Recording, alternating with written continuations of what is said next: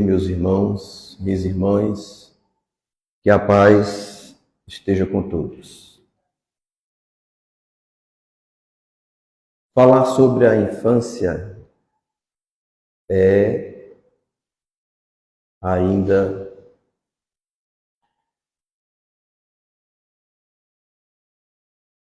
uma colocação atávica, religiosa, de inocência espiritual.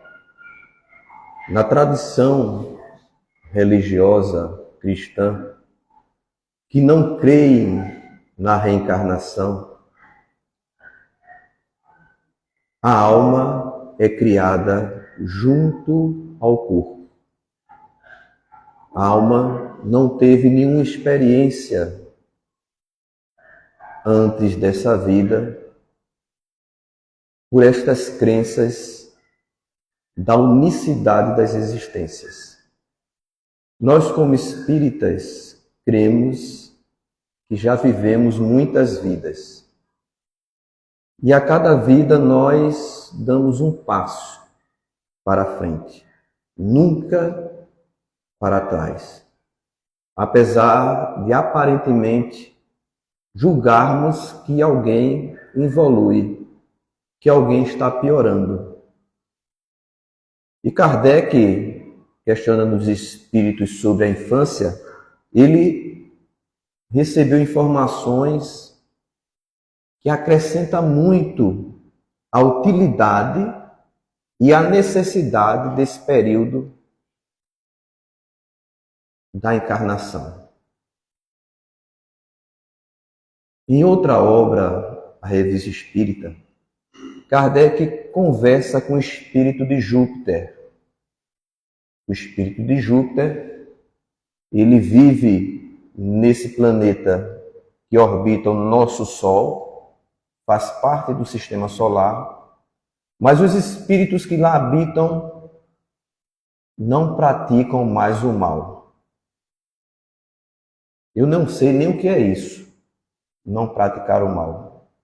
Estamos aprendendo como é que a gente se porta sem praticar o mal em nós e no próximo. Mas lá eles já avançaram.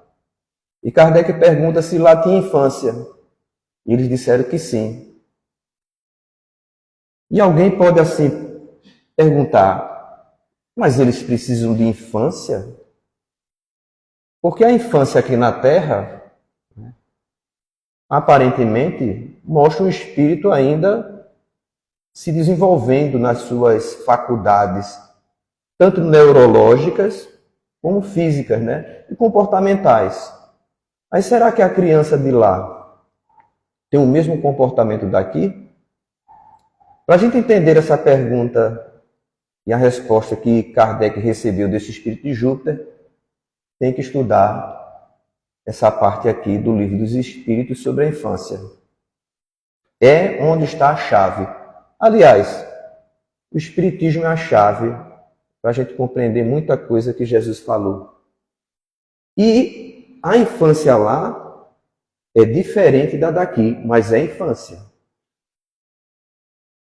E a gente vai entender hoje o porquê. Infância para os espíritos, não é? Ele tem muitos aspectos, muitos pontos de vista. Não é apenas um período em que um espírito se liga a um corpo e esse corpo vai se desenvolvendo, bebê, não é? No ventre da mãe, nasce, vai crescendo. Isso é só um aspecto da infância. A infância, filosoficamente espírita, é um processo de adaptação. Adaptação. Há uma nova realidade. Você sai de uma realidade, que é o mundo espiritual, reencarna para uma realidade no mundo físico. Você sai de uma realidade no mundo espiritual para uma realidade no mundo físico. E você precisa se adaptar. E para haver essa adaptação do espírito, passa-se por esse período que nós aqui chamamos de infantil, infância. que está ligado sim também à questão do desenvolvimento biológico, mas o espírito que encarna nessa criança, nesse corpo de criança, ele é muito antigo mesmo. Pra vocês terem uma ideia, não é?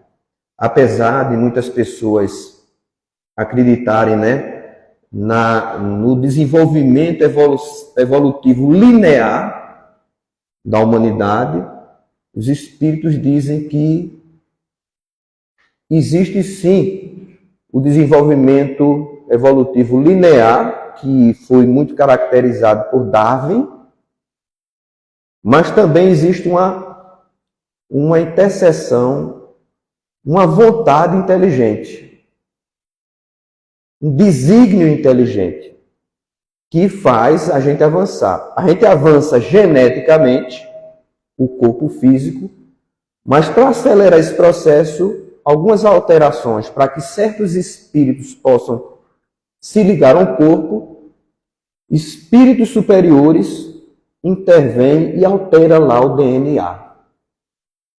Então, se a gente for lá no livro O Evangelho segundo o Espiritismo, ele vai dizer assim sobre o mundo de provas e expiações.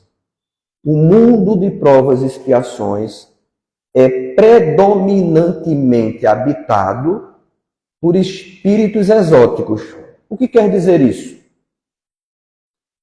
A gente não chegou à fase de espírito aqui na Terra. Então a gente pode ter um corpo biológico, não é, desenvolvido a partir de um símio, mas a gente não foi um princípio espiritual aqui na Terra. A gente já chegou aqui já como espírito para expiar. A gente foi expulso de algum lugar, algum planeta, da qual a gente estava dando trabalho, atrapalhando, para esse planeta penitenciária. Esse termo penitenciária não é meu não, é do Evangelho segundo o Espiritismo, de um espírito lá. Quando ele diz assim, a Terra não está fadada a ser uma penitenciária. Então ele chamou a Terra de penitenciária. Um dia ela vai se tornar um planeta feliz.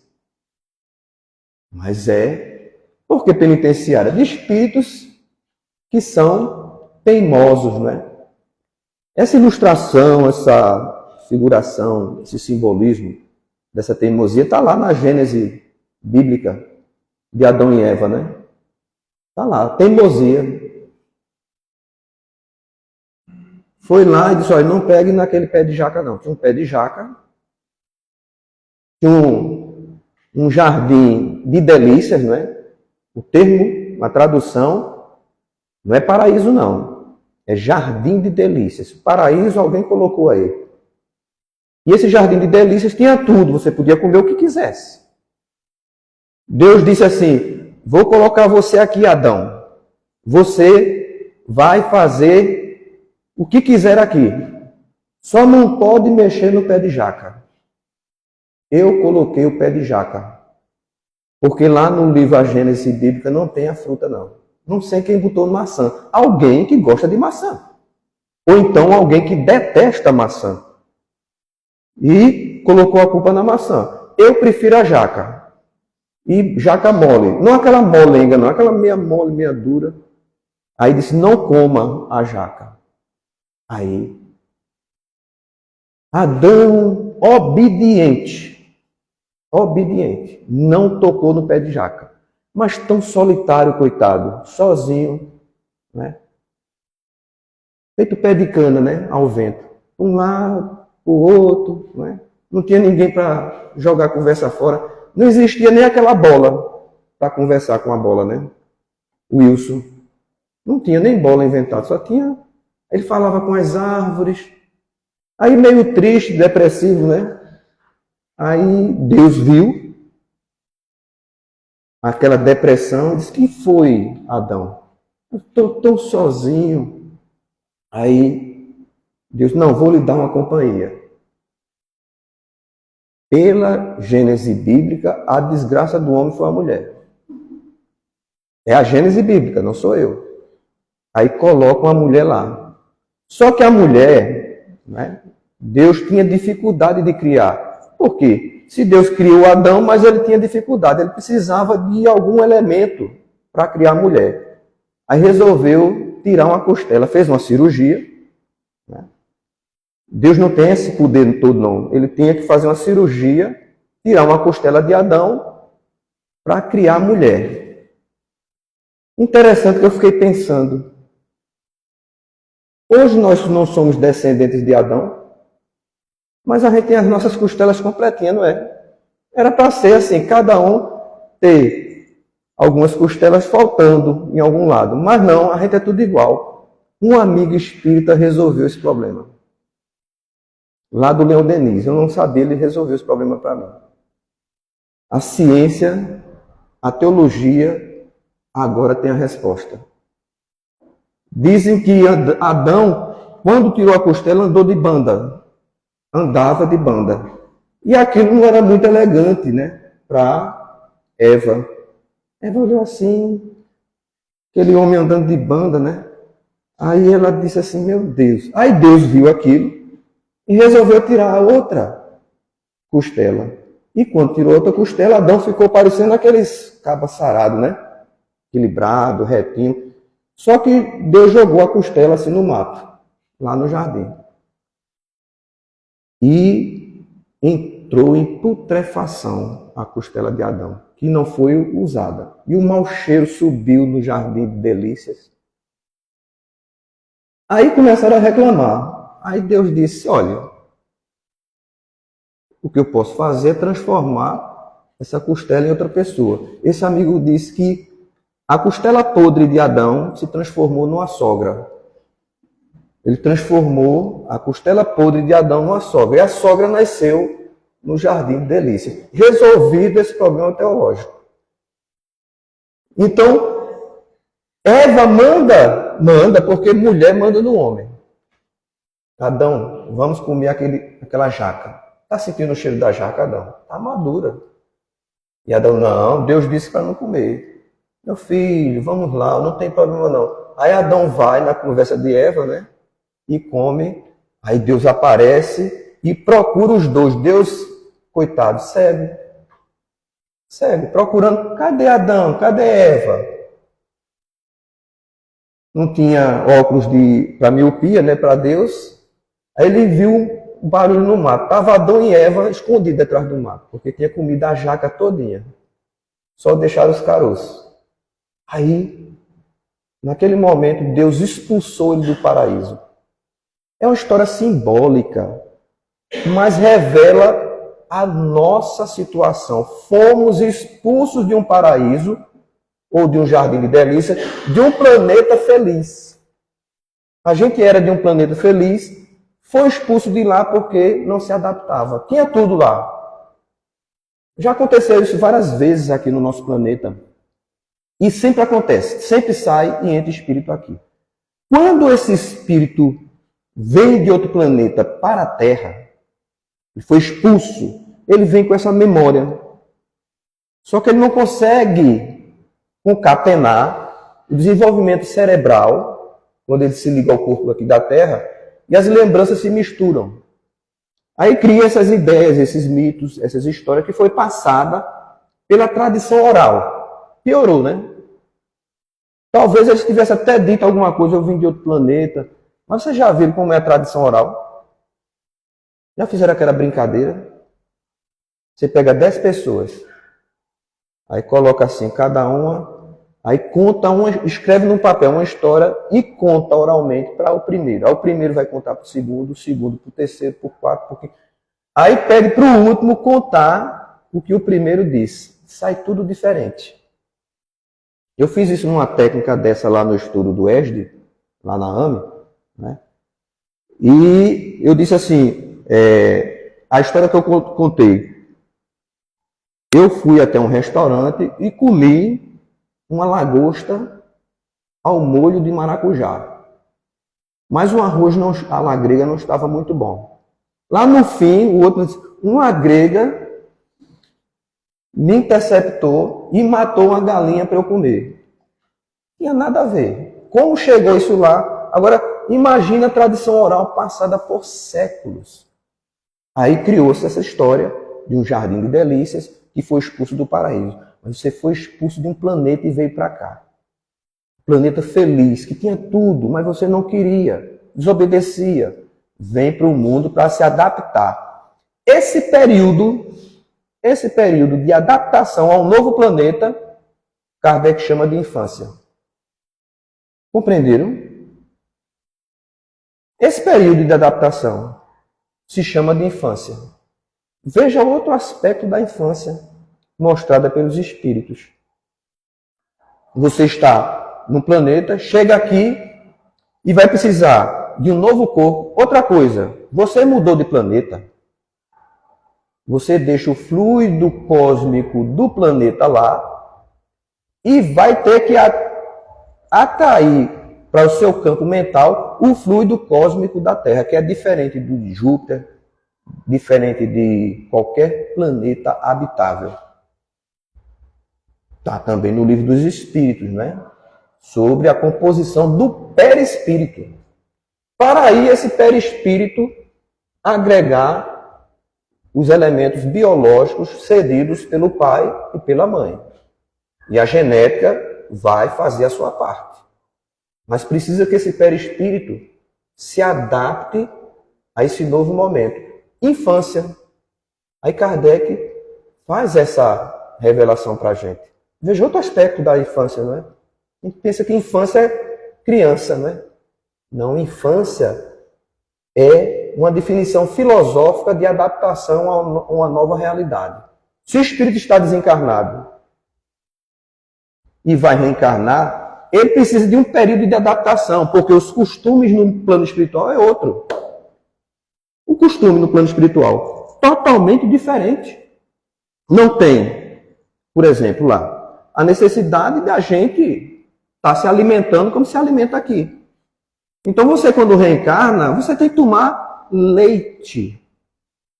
Leite. 6 meses, viu, gente? Amamentando.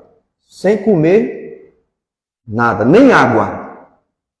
Nem água. O bebê tem que mamar por 6 meses. Para receber todo, né, aqueles elementos que vão fortalecer seu sistema imune.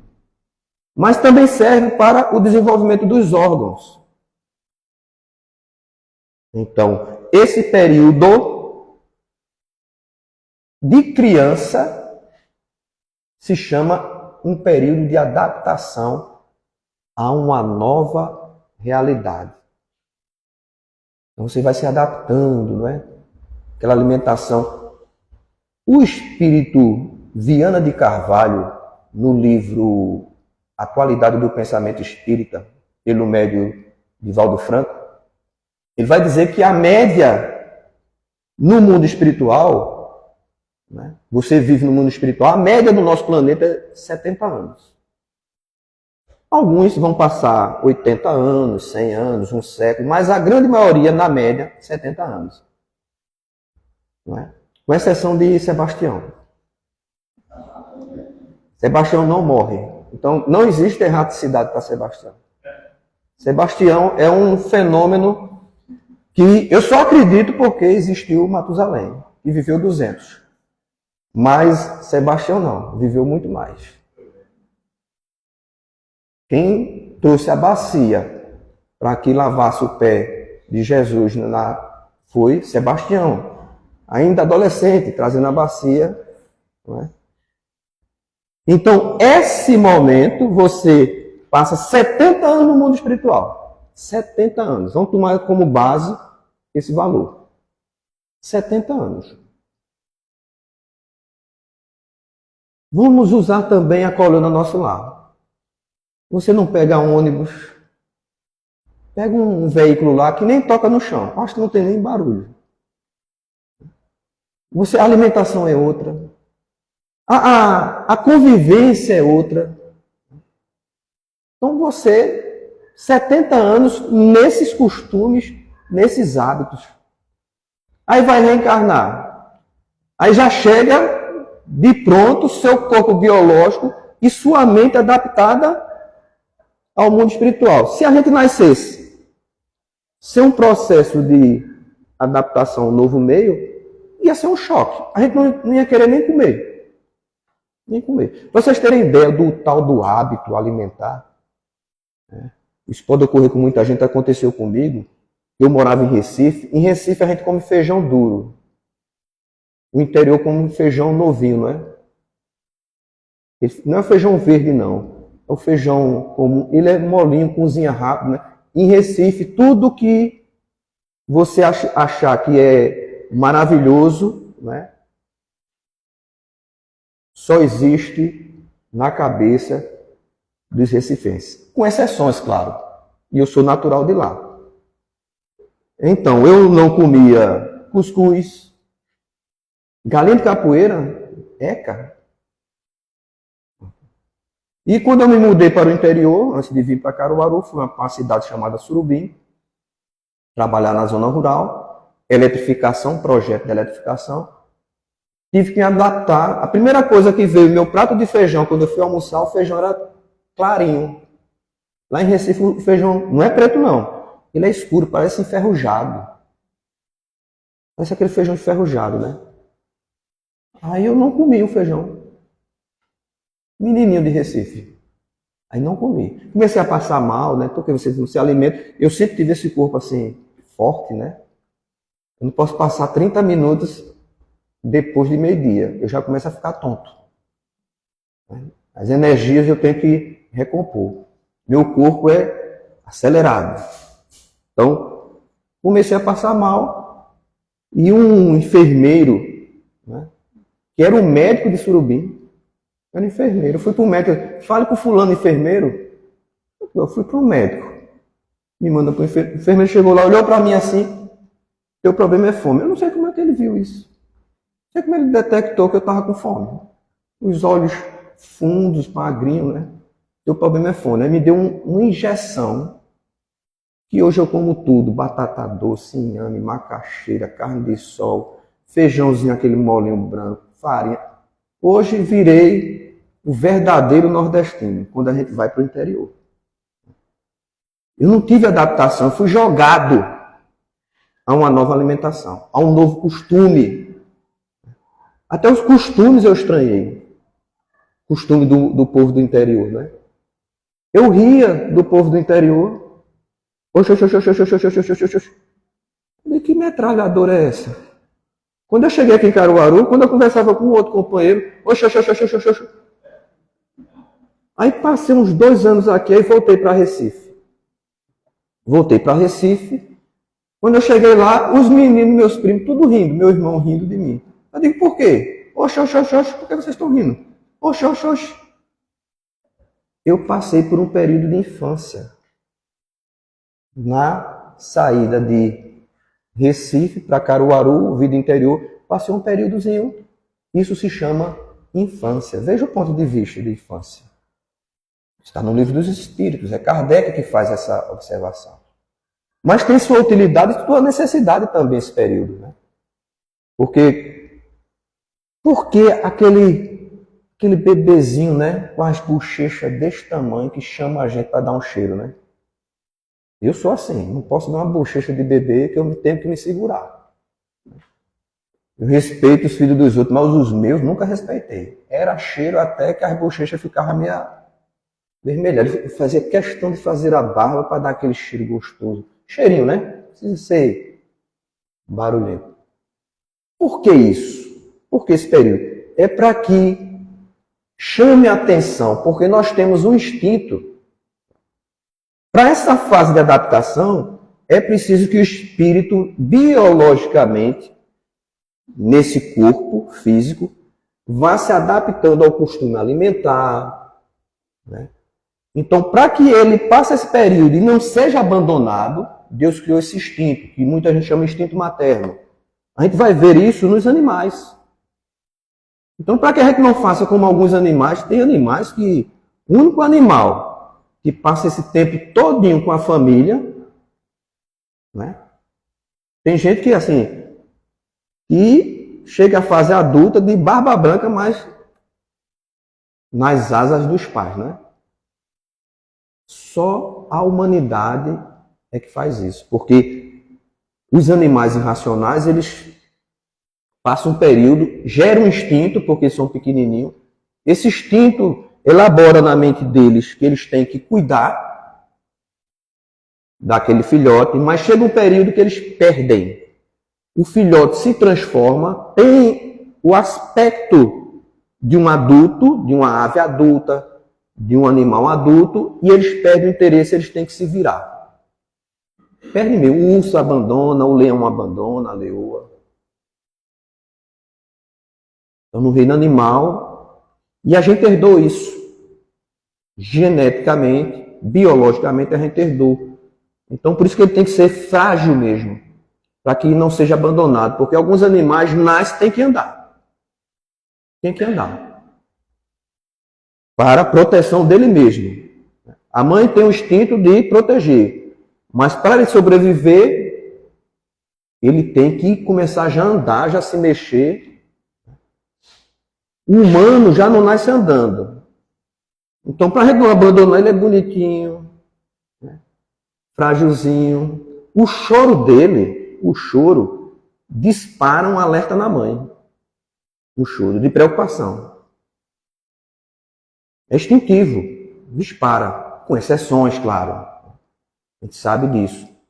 Tem relações espirituais que geram conflitos desde a maternidade, desde a gestação, entre o filho e reencarnante e a mãe, e às vezes o pai. No período, os conflitos já se iniciam ali. Herança de relações espirituais entre os espíritos ali envolvidos naquela maternidade. Pode ser o pai, a mãe e o próprio espírito reencarnante. Mas, tirando essas exceções, a mãe vai ter esse instinto ao ver o choro do bebê. Muitas vezes, o não choro hoje é uma preocupação, não é? O não choro. Porque hoje a gente está tão intelectualizado que a mãe se preocupa. Ela quer ouvir o choro do bebê quando nasce.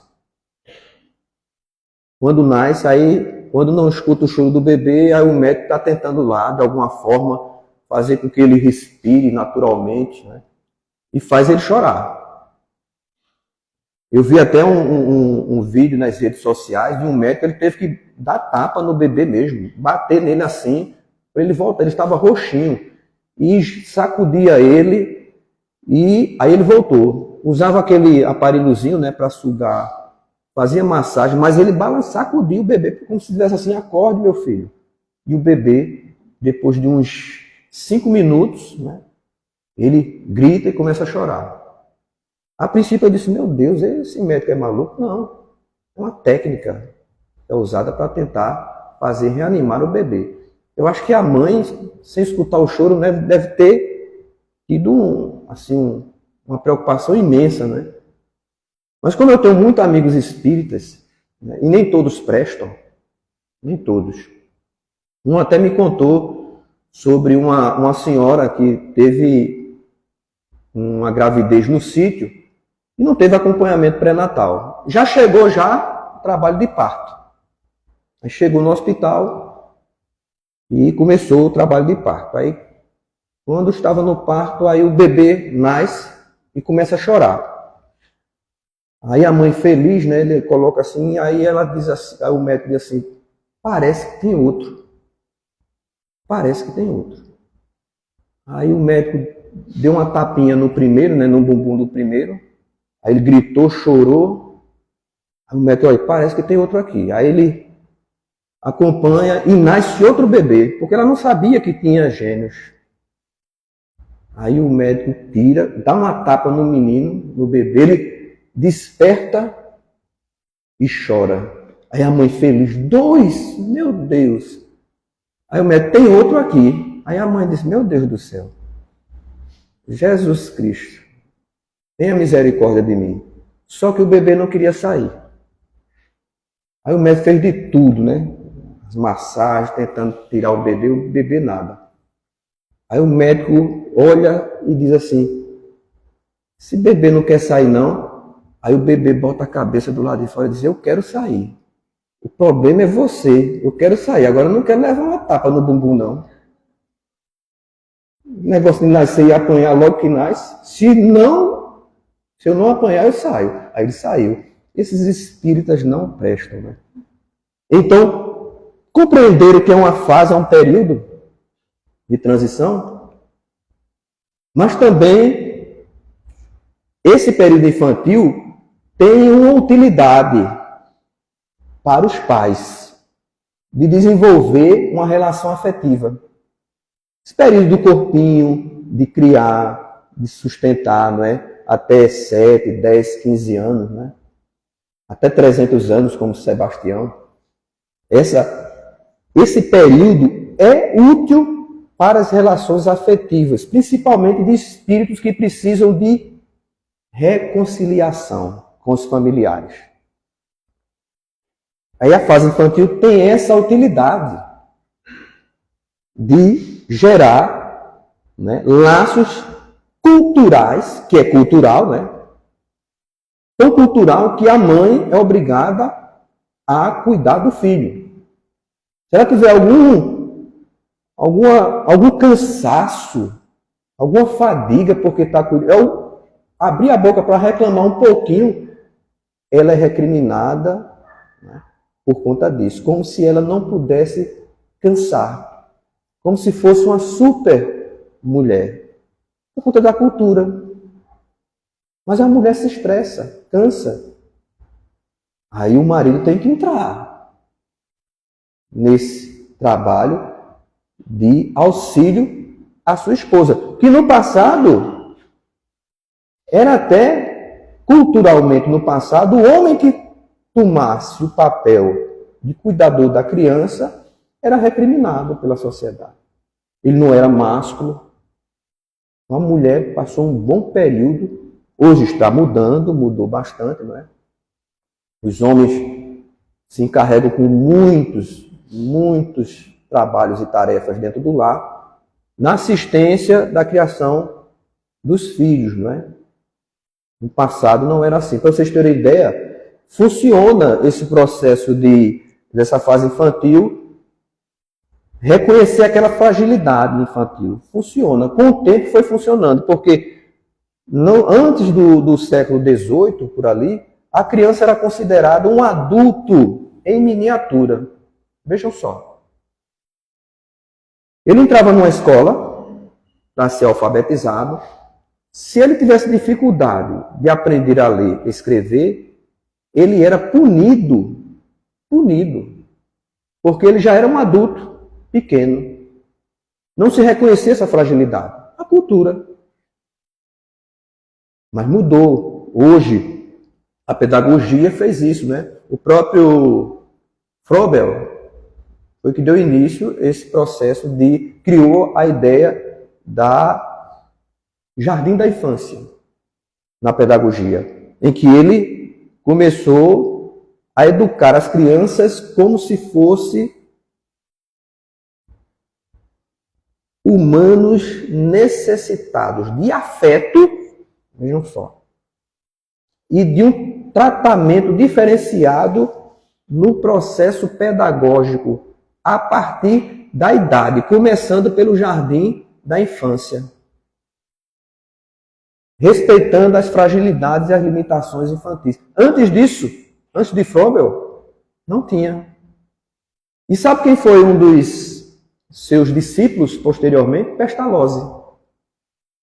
Henrique Pestalozzi, que foi, por sua vez, professor do nosso Allan Kardec, que trouxe isso também, esses recursos de respeito, né, ao nível evolutivo para a pedagogia espírita. Então, funcionou, né? A gente vê as crianças hoje como necessitadas de afeto, de carinho, de educação diferenciada. Você não pode ensinar algo que o adulto tem certas cognições, experiência, a mesma coisa exigir das crianças. Por isso o período infantil força isso aos pais e os homens a ver a fragilidade dele. E vence a cultura machista, vê-se a cultura pedagógica atrasada. Hoje, nós temos uma Constituição, uma lei que não permite que a criança trabalhe. Mas se vocês forem estudar história, na Revolução Industrial, a maioria dos trabalhadores eram crianças. Crianças, na Revolução Industrial. Salário pequenininho, trabalhos sem nenhuma proteção, sem nenhum EPI, nem EPC, equipamento de proteção individual ou coletiva no trabalho. Se morria muitas crianças asfixiadas naqueles trabalhos de confecção do algodão, que morriam inalando aquele pó, porque eles não eram consideradas pessoas frágeis. Mas com o tempo isso foi mudando. A ciência foi investigando e vendo que biologicamente a infância é diferente biologicamente de uma fase adulta. Principalmente na cognição. Porque Kardec, quando questiona os espíritos, pergunta assim, quer dizer que os espíritos encarnados no corpo infantil pensam igual a um adulto? Porque ele é um espírito antigo. Aí os espíritos dizem que não, porque à medida que os órgãos vão se desenvolvendo, ele vai pensando diferente, mas ele vive realmente uma fase de sonhos imaginários, o próprio sonho deles, a imaginação. Eu tenho uma criança, um filho de 9 anos de idade, e ele vive falando lá com as vassouras, dá nome aos brinquedos e aquela coisa toda. Então ele não está pensando como um adulto, ele está pensando como uma criança. Aí a ciência veio e descobriu por que isso ocorre. Realmente precisa-se de uma pedagogia diferente, de uma adaptação diferente nesse período, tanto alimentar como cultural. Como cultural. Porque quando as crianças nascem, todos os seus neurônios estão ligados. Ligados. E à medida que ele vai se desenvolvendo, e o cérebro também, esses neurônios vão se desligando e criando novas ligações, que a gente chama de sinapse. Quando o bebê vê uma luz, ele desconecta alguns neurônios, né, e cria uma conexão que simboliza, significa luz. Quando ele vê a luz, os neurônios já sabem o que é. É o leite, é o rosto da mãe. Ele vai desfazendo conexões, que estava tudo ligado, e criando conexões novas. Antigamente, na época de Rubinho, quando ele nasceu, enrolaram ele num lençol. Quando ele nasceu, um bebê. Não foi um lençol, não, foi um edredom. Porque ele não podia ver a luz. Aí enrolaram ele no edredom e ele passou 30 dias dentro do edredom. Não podia abrir nem a janela. Por isso que ele é pálido assim. Não podia abrir a janela. Hoje o médico tira o bebê, joga lá no hospital, cheio de luz, não tem esse problema. E ele já começa a abrir os olhos e já vê o mundo. O berço parece uma árvore de Natal, né? Os pais, cheio de cores, luzes. Isso vai desfazendo as sinapses e criando outras. Rubem Júnior aprendeu a usar o celular faz 2 meses. Os bebês hoje com 6 meses já estão no celular, 6 meses. Por quê? Estímulos das sinapses. A cultura, que ajuda no desenvolvimento cognitivo do espírito e a adaptação na nova realidade, num tempo novo, porque ele provavelmente viveu há 70 anos atrás. Eu fiz um cálculo aqui que era 1950, mais ou menos, né? 70 anos atrás. Não tinha nem smartphone, gente. Aí você chega aqui e tem smartphone. E outra coisa, você tem que se adaptar às roupas. Naquela época, nos anos 50, você tinha que sair de chapéu, de paletó. Ele está se escondendo ali, mas ele foi do tempo dele. Ele é pequenininho, mas ele tenta se esconder, mas não escapa não. Usava paletó para sair de casa. Um calor infernal no Brasil. Paletó e gravata. Uma bengala do lado, um guarda-chuva e um chapéu. Era a farda da época. Aí você reencarna, na fase infantil, vai criar uma adaptação cultural no cérebro dos reencarnantes. Vocês pensam que quando desencarnar as pessoas chegam lá e mudam de moda? Não. Eu vejo hoje gente que nasceu nos anos 50, está vivo hoje, não abre mão daquele paletózinho não, daquela roupa. Pessoas que moram na zona rural, saem no centro aí com a mesma roupinha. Aí você chega, novos pais, aí bota uma roupa diferente, né, no bebê, aí vai crescendo e bota outras roupas, para tirar a mente dele dos anos 50. Para ter uma nova realidade no novo tempo. A fase infantil propicia isso também. E também, Kardec vai falar da questão desse hábito. Porque eu ainda vejo gente jovem, que criam tribos que querem manter a vestimenta e a cultura de 100 anos atrás, de 50 anos atrás. Eu conheço uma parente minha e ela tem 15 anos. Nelson Gonçalves, eu acho que não tinha nem o pó dele mais no túmulo dele, nem o pó. Ela adora Nelson Gonçalves, não pode escutar uma música de Nelson Gonçalves. Eu não suporto Nelson Gonçalves, não é que eu não gosto dele não. Mas lá em casa, meu pai era fã, meus primos eram fã. Aí era Nelson Gonçalves para cima e para baixo. E aquelas músicas, né? Boemia, aqui me tens de regresso. Ainda hoje eu sonho com essas músicas, mas não gosto. Eu fui adaptado para uma nova realidade, a cultura. Tive um choque muito com meus parentes, né? Porque eles gostavam dessas músicas antigas, mesmo sendo da minha geração. E eu só queria as músicas novas. Adaptação. Né? Então, é fácil, nesse período infantil, espírito que tem hábitos ignóbeis, hábitos ruins, impulsos negativos. Nesse período, há, por conta dessa flexibilidade neuronal, de desfazer sinapses e criar novas, nesse período infantil, de você inserir costumes e hábitos saudáveis, tanto moral como físico, nesse período, porque ele aceita bem. E mesmo que ele lute contra esses impulsos, não é útil você evangelizar seu filho nessa fase infantil, até 7, 10 anos. Evangelizar, que eu falo, é cristianizar. Se for espírita, espiritizar. Para ele ter uma fé religiosa. Porque é fácil para um espírito materialista mudar seu conceito numa nova encarnação nesse período, se ele for evangelizado. Vai ser mais fácil para ele. Porque quando chegar a puberdade, né, uma obra de André Luiz, eu acho que vocês já devem ter ouvido falar, o Espírito Alexandre, né? Não é isso? Missionários da Luz vai falar sobre a glândula pineal.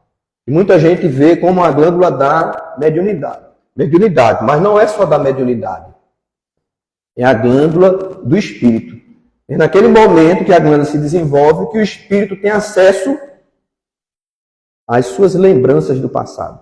Não concreta, mas em forma de impulso. Se você não tiver no seu cérebro ligações neuronais, morais, edificantes, esses impulsos, se vierem negativos, se você não tiver essa evangelização, você vai encontrar um adolescente problemático. E vai apresentar comportamentos estranhos. Porque ele não vai ter nada para contrapor. Então o período infantil ajuda para que chegue esse momento em que a memória espiritual dele comece a se apresentar na puberdade pela glândula pineal e vai também abrir um leque, um caminho para a incidência das influências espirituais negativas. Não é a glândula da mediunidade? Quem tem glândula pineal é médium. Quem tem glândula pineal é médium. Pode não participar de reunião mediúnica, mas não falta espírito para se comunicar por você e transformar seu comportamento. É uma comunicação. Um mais, outro menos. Mas vai haver. Se você não tiver esse período para a educação religiosa, educação física, de boas alimentações, não é? Eu vejo muitas crianças aí, me perdoe, viu? Perdoe, que eu vou falar, né? Vive de refrigerantes, né? De bolachinhas, e não come uma verdura, né? Não come um chuchuzinho, né? Gosta de chuchu? Tá vendo? Mas se desse chá de chuchu a ele desde o nascimento, se a mãe tomasse chá de chuchu e comesse muito chuchu, ele ia nascer já impregnado, saturado e queria chuchu. Porque a flexibilidade neuronal nele facilita isso, a mudança de hábitos. Então a gente vê hábitos alimentares que vão ser sofrimento para a criança em certo período, não vai trazer nenhum sofrimento, mas pode trazer sofrimento na vida adulta, né? Uma possível doença que vai se espalhar pelo mundo, que já está bem espalhada, é a diabetes.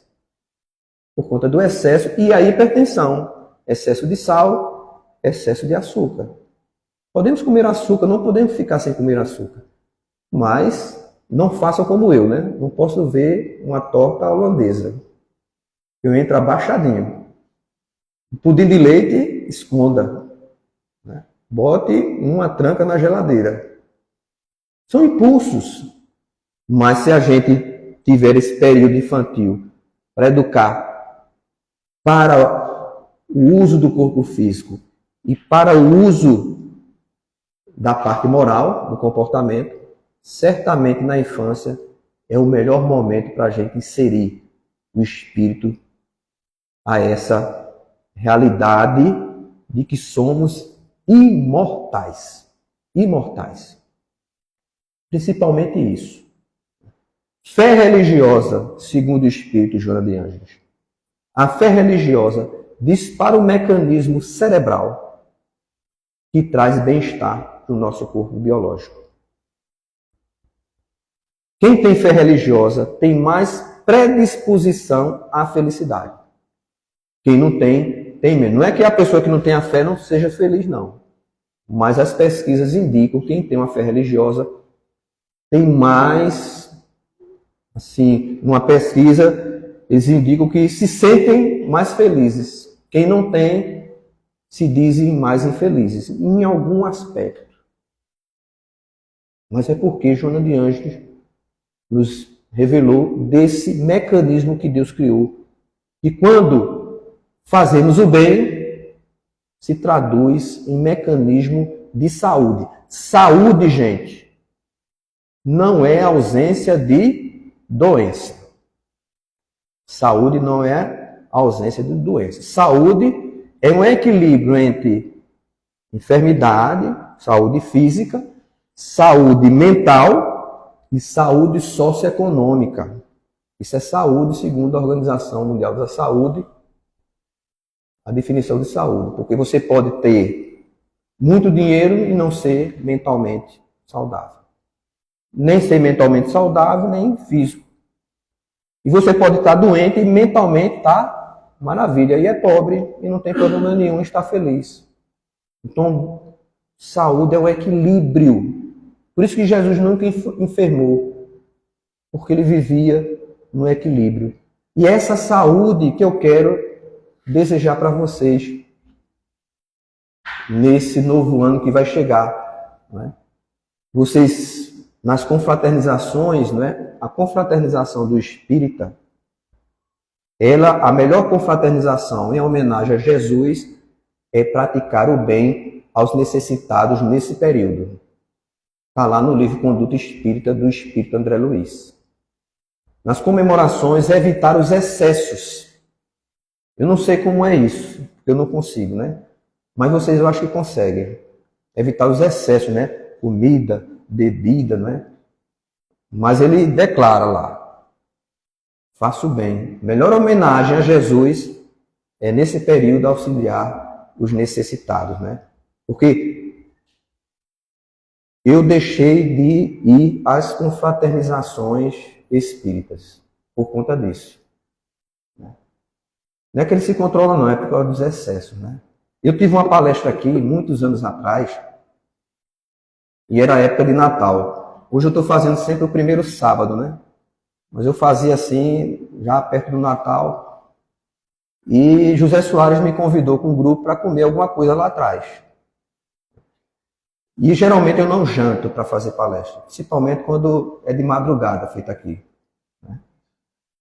Aí eu fui lá morrendo de fome, tinha o meu prato preferido. Tinham feito estrogonofe de frango com arroz à la grega.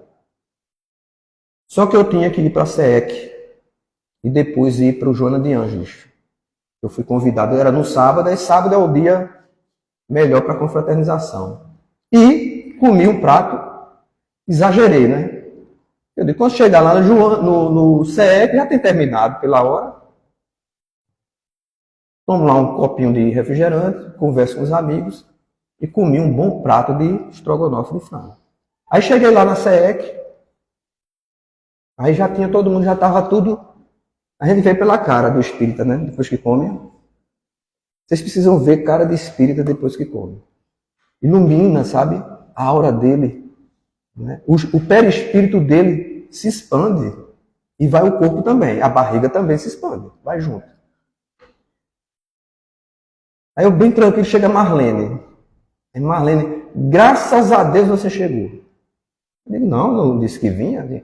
Porque eu guardei um prato para você. Eu fiz porque eu sei que é a sua comida preferida e você vai comer, não vai fazer essa desfeita não. Eu era muito ingênuo naquela época. Aí disse, eu vou comer. Aí quando ela abriu assim, estrogonofe de frango com arroz à la grega. Aí eu comi um prato, uma colher e um copo de refrigerante. Feito comprimido. Ainda bem que ela não tinha feito um prato tão...